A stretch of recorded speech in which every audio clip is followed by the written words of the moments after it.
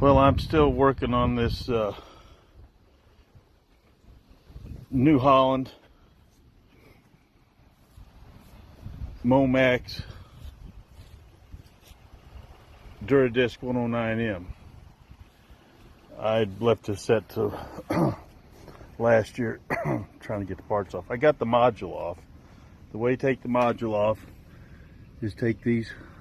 You can't put a wrench or impact wrench or anything. I had to use wrenches. And you take these loose, and then you have to take the front cover here, take it off. I think it's 3/4 inch bolts, 2 bolts on the bottom. Take that off.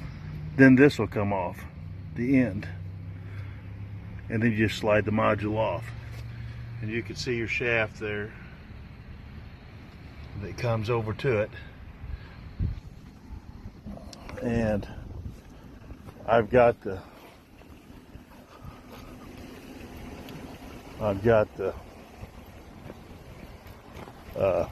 module over here. The gears are all shot on it, and the bearings are shot out of both sides of it. You can see here, there's the gear that is toast, and the bearings are toast. There, I cleaned it up with gasoline. They were all pieces and parts in there. But anyway, there's I don't know exactly how to get this off. There's like a flat washer here on both sides, and I don't know if I have to drive this out, or if I don't know if this is rubber here or some sort of plastic, or if it's metal. I'm not sure.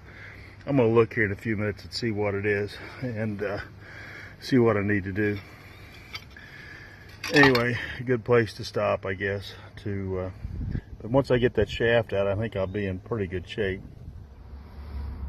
Okay, I couldn't get these discs off. These, I don't know if they're called a spacer or what they're called. It's a washer that goes on the outside of that. So what I did was I took a piece of an old pipe that I had laying. I went to an old trampoline, and I just spot welded it around it. Stuck an old broken electric fence post in there, and I hit it with a hammer, and it comes off. Then I can get to it, and I can take all this stuff apart. As you can see, that's how it comes off when you just tap it with a hammer. And this one was shot. I mean, it was just absolutely shot. I've got all the stuff to go in it though. But anyway, just working on the New Holland disc mower. All right, now I got all the shaft came out. I had to, first thing you got to do is get that other piece, the outside piece off. The second piece is this. I just use a pair of needle nose pliers, and these, I've got new ones to go on anyway, so I just ripped them out. Then you got these keepers. Just use needle nose pencils, go and pull them out. There's the bearings, what's left of them. Here's the shaft, what's left of it. And anyway, I'll put the new one in, and there's some space. There's a bunch of crap laying there. There's a race.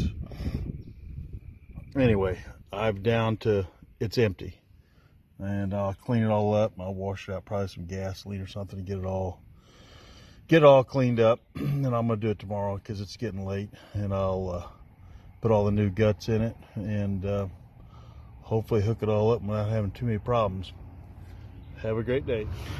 All right, I got the shaft in. The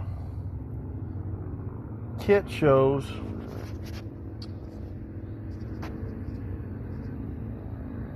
the snap ring here, the snap ring here, and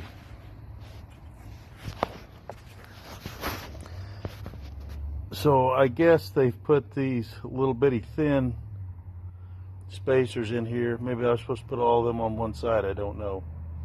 But I put 4 of them. There were 7. I put 4 on one side. I was going to put 3 on the other, but I don't know if I have to. It doesn't appear that I really need them. It doesn't even show putting in the washer in there, but I put the washer in there and the snap ring on this side.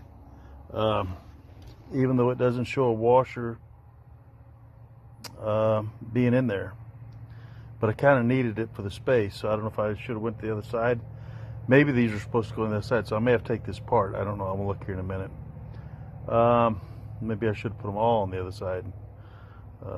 I'll look here in a minute and see what I can do. But a little bit of concern trying to get it put together. But anyway, we'll see here in a minute.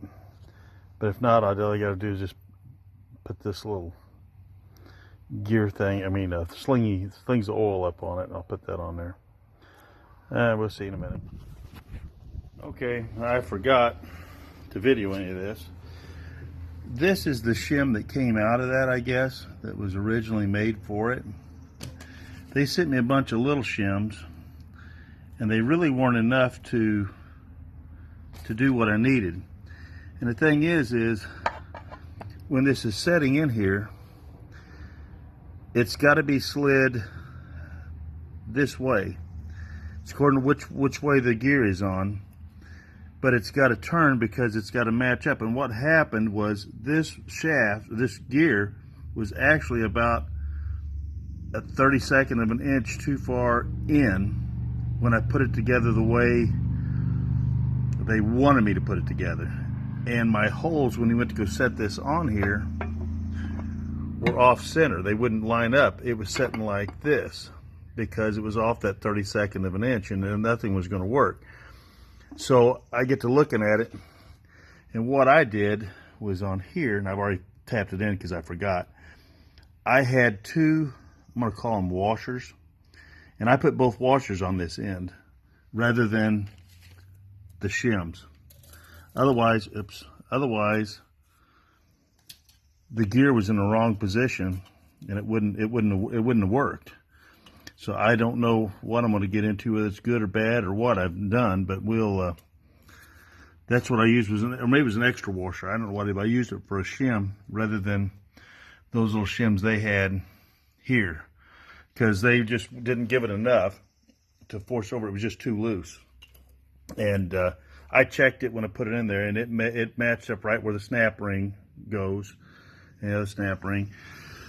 Anyway, get your pair of snap ring pliers if you don't have any. Otherwise, you can't hardly get that on that shaft here. Anyway, I've got to finish tapping. That's what I was doing, was tapping these in gently with a